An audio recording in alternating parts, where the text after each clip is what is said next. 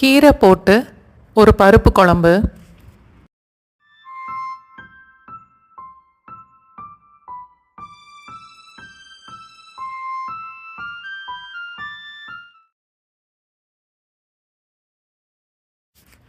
அரை கப்பு துவரம் பருப்பு, அரை மணி நேரம் ஊற வச்சது.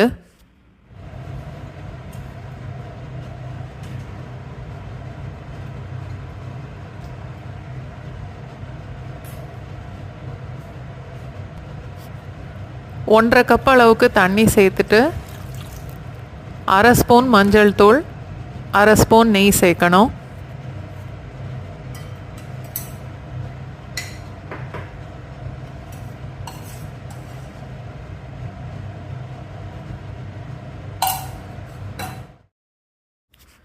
குக்கரில் 2 விசில் வச்சா போதும்.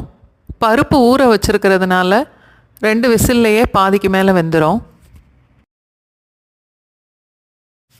பருப்பு எப்போவுமே கொஞ்சம் நேரம் ஊற வச்சுட்டு வேக வச்சா சீக்கிரமே வெந்துடும்.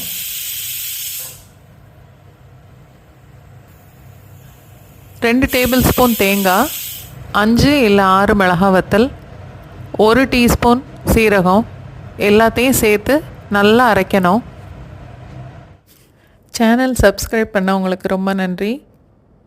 லைக் பண்ணவங்க, ஷேர் பண்ணவங்க, வீடியோவை பார்க்குறவங்க எல்லாருக்கும் ரொம்ப நன்றி.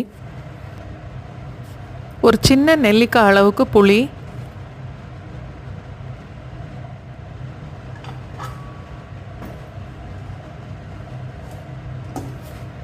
பருப்பு பாதி அளவுக்கு வெந்திருக்கு. அதோட 2 கப் அளவுக்கு வெட்டின கீரை, அரை கப்பு தக்காளி, ஒரு 20 சின்ன வெங்காயம் இல்லைன்னா வெட்டின பெரிய வெங்காயம் அரை கப் அளவுக்கு சேர்த்துக்கணும்.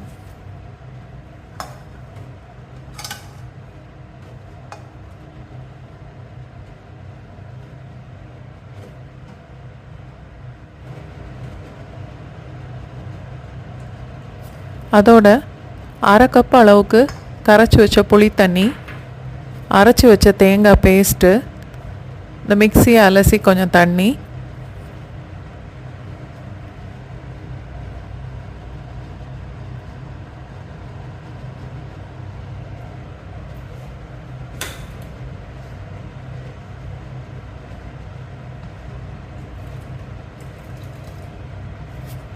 என்னோடய சமையல் பிடிச்சிருந்தா வீடியோவை லைக் பண்ணுங்கள்.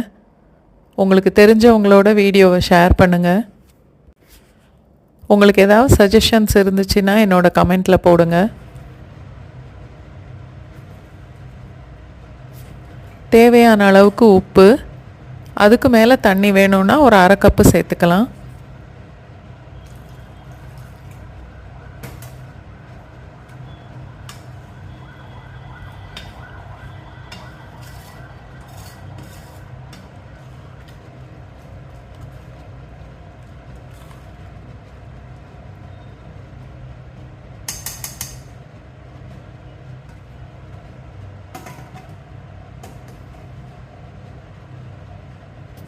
இப்போ ஒரு விசில் வச்சா போதும்.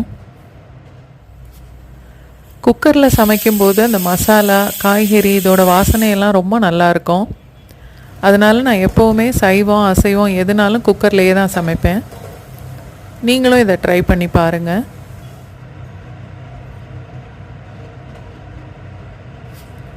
தாளிக்கிறதுக்கு 2 இல்லை 3 ஸ்பூன் எண்ணெய், 2 மிளகாய் வத்தல்,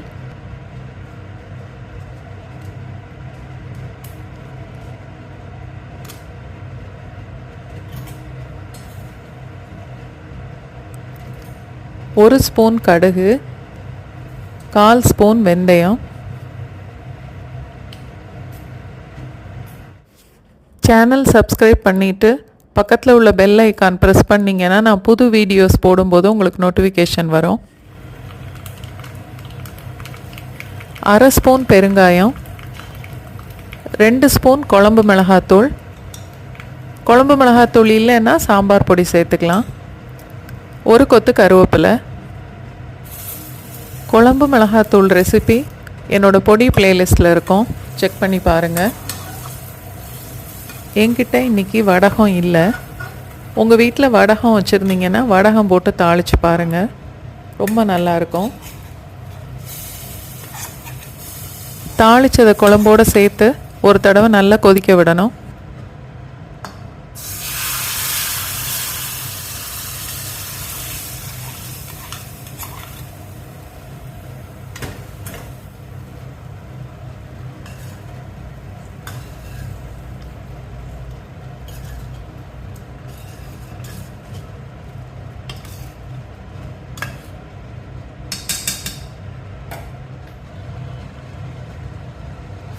இந்த கீரை குழம்பு வெள்ளை சாதத்தோடையும் வெண்பொங்கலோடையும் சேர்த்து சாப்பிட்லாம். வேறு எந்த வெரைட்டி ரைஸ்க்கு வேணாலும் சேர்த்து சாப்பிட்லாம். ட்ரை பண்ணி பாருங்கள், ரொம்ப நல்லாயிருக்கும்.